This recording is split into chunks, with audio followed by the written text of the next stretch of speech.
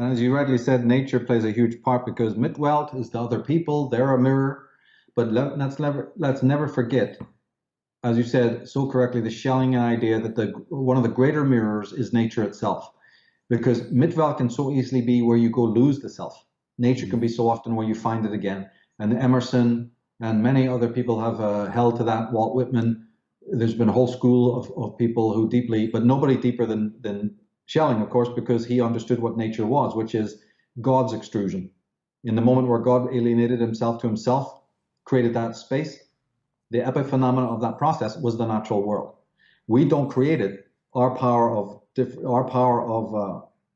the splitting of self to self doesn't have that power. All it does is it introduces us to what was already there before, which is the world, which is the Midwelt, the Umwelt, and the Eigenwelt. Right? Eigenwelt divides itself, and the phenomena, the epiphenomena of that division, that objectification, is our participation in the material world, in nature.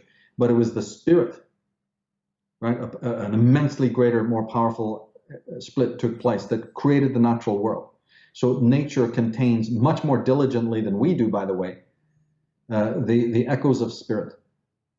And so when somebody wants to replenish themselves, and again, as you see in the next card, the star, it's so deeply, this is so deeply applies to that card.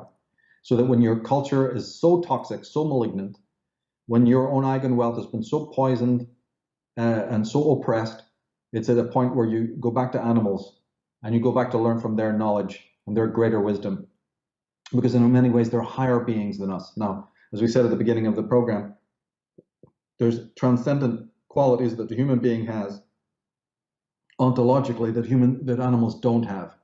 For instance, animal suffering is very different than human suffering. Although animals certainly do suffer, it's much more short-lived. The rest of their lives are mostly serene. So it's only when they're attacked and killed, for food as prey. Yes, it's painful, it's tragic, but it's a short-lived momentary pain. Whereas in contrast, man lives in a perpetual state of anxiety, restlessness, and often depression and pain throughout his whole life, often for no reason. Often when, that's what anxiety implies. Fear is when there's an obvious threat. Anxiety is when there's none that's obvious. Now, we forget about this. So it's not that animals don't suffer. Of course they do, but it's a completely different qualitative suffering. The only times when animals suffer unbearably is when humans are torturing them. That's a moot point. The thing is that at this point, it's the human is contrasted with every other life form because he carries an underlying, ongoing sense of despair, anxiety, angst, or whatever throughout his whole of his life. And this goes for even people who've got everything kind of laid on. It's there. It absolutely is there. So what do we do about that then? Well, so in those situations when the culture and the inner being just don't seem to be able to find a way out the swing door, and in order to try and find the healing, your mind is racing so bad that you make yourself sicker trying to get well, guess what the panacea is? It's nature. Nature is where you go when all the other things fail and the smudge of the human is just overwhelming, and everywhere you turn it's the human again, the human world with its fixes and its bromides and its problems, and then finally you say, enough. And we've spoken about this throughout the series. And then you sort of erase the human for a while and go back to the rocks, to the mineral kingdom, to the vegetable kingdom and all of that, and see what that can do for you, and it can have the most extraordinary effect. And when you then take on, like when we read those Ken Wilber quotes about everything's progress, everything's evolution, everything's a process. What the materialists have taught us is that nature's static, we have will. That's what they really mean. They just mean nature's just doing its thing, and it's not a very complex thing anyway. You human beings are the willful ones. What nonsense! As I've shown through the whole series, what happens in your psyche is courtesy of the world. The rock you stand on to become a self-realized person becomes self-realized in its own way. We've just lost the ability to see the synthesis between it all. The simpatico between you're going to tell me that the air you're breathing isn't part, the prana that's around you, the light by which you see things, right? Or the water that washes you, all of the things around you, the earth on which you stand, has no part in any type of evolving psychological process? Whoever taught you stuff like that? How did the world ever find out this kind of stuff? Well, if anybody needs any more evidence of that, I mean, just go and hang out in a major city center where people are hustling and bustling, and go get stuck behind some traffic for a while, and then get out of your car and go escape to some nature trail close by where there's no sound, there's no, all that chaos is out of the way, and just monitor the way you feel. I get the opportunity to do this on a regular basis now because I did on purpose strategically place myself close to nature, and that's where I wanted to raise my children and pursue this work.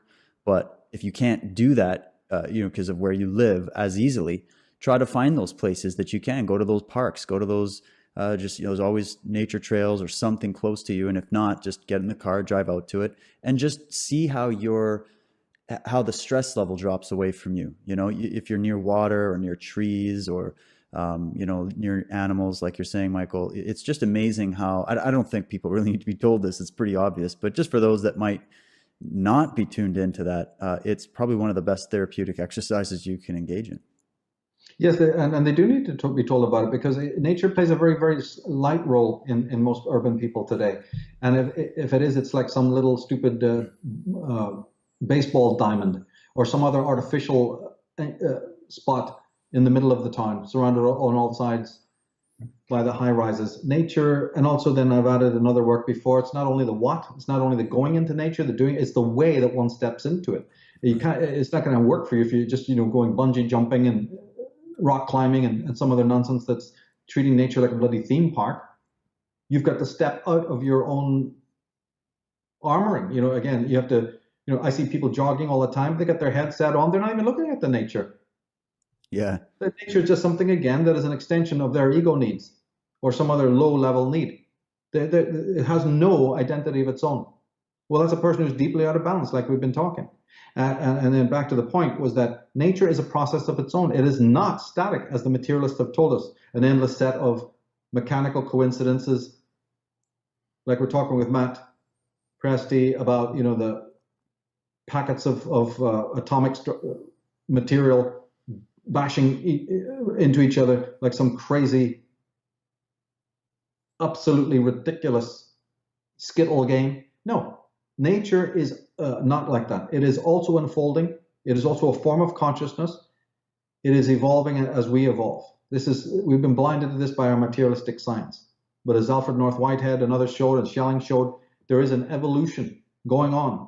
But the entire paradigm of nature that we have also has to change. Well, how are you going to do that from the walls of the ivory tower? In order to know what nature is, you've got to go into it empirically. And there you find the mirror of oneself. It is in nature that one finds aspects of the self, like I said earlier, like in the Disciples of Mysterium, which is an homage to nature, that book. Because, again, aspects of the self that cannot be seen in any other mirror, only in nature. Yeah, if you don't have those integrated, then there's no cohesion there's no existential trinity to speak of.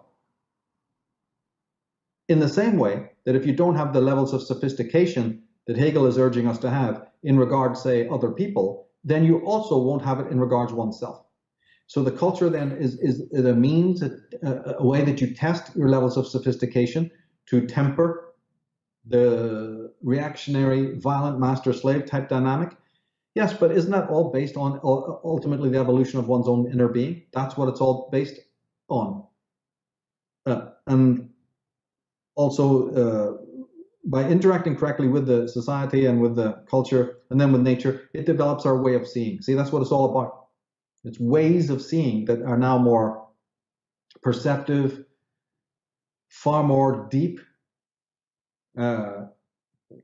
Also, if you tie in the shadow work, then you are bringing together a balance of the biotic, the body, the somatic, with the psychic. And that then takes you up, so that now when the Geist wants to speak to you, when the voice of Logos is closer to you, you're able to hear it. So you don't go crazy, you don't go mad. Because the toxic person who thinks he can find the back door to God, that's what the tower is showing you. You won't go further anywhere there either. So this goes for your religious types or your people who've got a very wrong understanding of how they get in contact with the spirit. And in that sense, yes, the tower is phallic, and the tower is vertical in the negative way, and is brittle, and has weak foundations, is unnatural. And at that point, a society, a culture, or an individual will have to be taught. So it's all based on these Schellingian Hegelian ideas that everything is in opposition, and that opposition is good. Everything is dualistic. The brain is dualistic, nature is dualistic, the universe is dualistic. Even the tree of life, you've got two pillars, the central pillar attempting to harmonize that, always showing you that life, existence itself is a dualistic, and that dualism is perfectly correct. It's an intrinsic property of all existence. And it has to be that way. It's not like in the East where they demonize it and try to show you that there's something anti-spiritual about dualism. That's why the West has never been able to understand any of that stuff, because the West is smarter. They know it's bullshit, right? The dualism is an ontological fact of life. And in the friction of those two things, the greater is born. Because as Hegel so rightly shown, the dualism is not about two oppositions. It's about a thing internal to a thing. The antithesis, its origin was contained within the thesis. It's an aspect of oneself that is in tension or strife that becomes then the antithesis. But it's born within, it is not an external. And then, like Jung had said, now that you have to develop a skill, which is ultimately the dialectic, but as you get to that level of being able to handle, what do I do with this tension? He wasn't the only one. There's been so many people who have addressed this issue. But how do I, now that I know that I have a tension in me, the desire to be free, but the desire to be married and have kids, or any number of other things, the need to be changing the world and successful, but shit, that brings me close up to people I really don't have any respect for and don't like. But if I want to change the world, don't I have to be in the world? Well, I'd so much rather be an individual and on my own and free and carefree, but then I have this conscience to go and help my fellow man. So all these conflicts and whatever it might be, or even on deeper levels where one has their own hang-ups and issues that they have to look into. I just love I've got so much to teach and I'm so clever, but I'm really scared of being on the radio, or I'm scared of getting on that platform. I fold up. I'm nervous. And all the rest of it, right? But those are internal. Then there's a certain strategy, a certain structure to the means by which we identify, isolate, and deal with that oppositional problem. And that's what Hegel was fascinated with. And he discovered a pattern. And in discovering that pattern, he found proofs for spirit, because the underlying structure isn't man-made. And if it's not man-made, it can only be of nature, or it can only be of spirit. Or guess what, Schelling said? It's both. Because nature is spirit and spirit is nature. And the problem? Yep. What happened? Materialism, positivism, utilitarianism, pragmatism, every other ism on the face of the earth to shut these Germans up, to lead mankind away from these deep, deep, deep proofs of spirit. So deep that they're even telling you that it's the anatomy of spirit itself. Man merely replicates. You have to use infantile terms like God. Okay, so what? So, all right. It doesn't matter how sophomore this is. In it is a great secret. So even if somebody has to come to it in baby steps, that's fine too. The idea is that what we're talking about happened in the psyche of the Creator, the psyche of God, the psyche of the Spirit. A man just replicates it here, and as such participates in a collective experience, a natural experience, a life-death, aging experience, right? And a temporal experience. He knows time, he knows space, but all these things are projections of the mind. And you even get to be able to have the mechanism of projecting your mind, because there's a greater mind behind yours that of which you are an emanation. Now, the mystics have been teaching this for years. Whatever happened upstairs in the higher spiritual level, you replicate down here, or I hate to say lower, but on a different frequency, let's just say. But your duty to perform with ideas, the spiritual ideas that pass through your mind, is by no means lesser. That's why highers and lowers have got to be rethought. You can't say that the earthworm is any lower than any other life form. What it's doing to aerate the soil is crucial to the growth of plants and everything else. So just like the earthworm moves through the soil to aerate it, to make it fertile, right? We are part of the great movement of the Geist. And if children were taught that this is what their identity is, this is what their individualism is about, this is what their whole consciousness is for, how consciousness itself comes online. Consciousness isn't an orange, it's not a clay pot, it's a very special thing. Like I said, we can talk about what we're conscious of, but we can't describe what consciousness is. Well, there's men who've done it. And they've done it with such excellence and brilliance. It's astounding. That's it. Door closed. Don't need any. This is the open sesame. These men have taught, and that's what I'm trying to bring forth in Path of the Fool, so that all the lies and the tissues of lies and confusion and head scratching can once and for all be laid down. And if kids were taught this in school, that this is what your identity is, that you are the living embodiment of the Geist, and you have an influence both on yourself, on your culture, and on nature. Because a very great thing is moving through you. And then from that point on, one moves forward to explain these dualisms in the psyche and the rest of the attributes of the psyche. That perfection is not a static thing. If it was, an artist would be satisfied with his first creation. Go, oh, there you go. Brilliant, isn't it? I'm off. There's not one artist that's satisfied with the end product of his work. Now, why is that? You know, as a martial artist, you're always pushing the boundary. A sword fencer, right? Anybody who's doing anything vocational is never satisfied with the outcome. There's a constant process working with the sword, working with the instrument. You know what? Until you work with it 1,000 times, 10,000, 100,000, until it's playing you. And then there's ecstasy. Muscle doesn't move. It's like the Taoists say, use the space they're in and the job is accomplished. Without acting, the sage creates all. It sounds like a paradox until you know, though, that this is only through work. This is only through praxis. And then there's a point of unison comes, a bi-unity, in which you and the universe, or you and the instrument, or you and the dance, or you and the knowledge, and you and the gnosis, and you and spirit are absolutely indistinguishable. It doesn't mean that there's an erasure of identity. That's false. That's the false teaching. No. Identities are preserved because there's no master-slave relationship with spirit. There is in the religions, and there is in the bloody scientism. The whole thing is riddled with hierarchy and filth and plagiarism and theft and stealing and smuggled in collectivism. But in the real thing, in the real Dasein, it's the wonder, it's what Heidegger talked about, the great humility that you feel when you see the glow of the morning. And you fill your lungs with that breath, and you're one with the trees. You don't even approach a tree without asking its permission. So much for your human world, and it's lies. Yes, perfection isn't static. Teach that to children. That Logos itself is a complex movement, a complex order of interrelating monads. So many interactions from the dawn of what you call time that obviously man cannot be placed at the center of the universe, as humanists advocate. We can understand it to a point. We meet them halfway if we want to be generous with them. But ultimately, it's a failed experiment. Because no human consciousness could possibly know all the interactions that even happen of a single day. All the interactions between table, chair, water, glass, needle, thread. Everything you see that you call reality is a complex set of interactions and relationships. But those have been evolving down through time. So as Alfred North Whitehead said, everything that exists came out and has an identity because of many other interactions that it had. Even if you're talking atomically, which he didn't, he had a different worldview, just like Walter Russell had a different worldview, but just for argument's sake, even the colliding atoms only became what they are because of a whole prior movement and infrastructure and interactivity.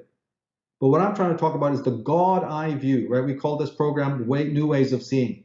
Well, this what we're going to say now leads you to understand is another proof of spirit. Because man cannot be the center of the universe because he simply does not have that God eye view, of which is the only perspective of all perspectives, of all interactivity. There can only be one being that can have that vision of all things through all time and how each thing affected the evolution and identity of everything else. Because that's what you're looking at when you're looking at reality, is an immense kaleidoscope. We have to shut off, or when somebody goes left brain, right brain, they rarely define these things, and if they do, sometimes it's not totally accurate. Left brain is the ability to dilate, restrict, so that we're not overwhelmed. So even our normal modes of consciousness are ones of invisibility, as Heidegger so beautifully illustrated. Half of what we do we're unconscious of, and we have to be. That's a normal mode of life. But the brain itself, the mind itself, different than brain, right? Left side of the brain, right side of then the mind. What is the mind? The mind is that ambient receptive, oceanic, which is imagination, or Jung called it fantasy. We can argue about the words on another day, but it's the Geist, it's the animus, right? That force, which also manifests itself as space and time, is an ever interacting chain of events, interactions, and each of those interacting monads knows, quote unquote, the other. So at some point, all identities blend. Went into this in the Disciples of Mysterium. The eagle is in the snowflake is in the eagle, because that which manifested all things brought all things into every individual thing. This is the incredible interactivity of everything. In one thing is all other things. A leaf contains the cosmos, because the bioenergy which created every single particle brought with it every other particle when it passed through to make a leaf, or make a snowflake, or to make a living thing, or even an inanimate thing. So the higher imagination, right, unlike the lower reason, sees that when it looks at a thing. When you go into nature, or you meet another human being, that's what the sages are talking about. They're saying that the eye of this kind of being, when he's looking at even the most simplest, humble thing, in it he sees all the other things. He sees it in the context. That's the right brain. That's the full mind. But that's why the spirit, God, is the center, not man. Man is one perceiver, but his perceptions are obviously limited to that degree. Which being could possibly be the sum total of all of perspectives? We like to call it God. It's rather infantile. I prefer spirit, animus, whatever. It really doesn't matter. As I say, we can argue about the terms at another time. The point is, there's something to that degree, deeper, pure, more encompassing, you see, a view. And it's okay to call that expansive way of seeing God, if those types of words, those types of terms need to be used. But really, it's the logos itself that is not static, it is not fixed, it is ever moving, ever changing, ever interacting, but there's a memory. At the core of all things is the memory of all things. And that's what Hegel was talking, that's where his philosophy comes from. He was speaking from that perspective. My God, if we can't put men like that, their work on center stage, then who the hell are we pottering about with?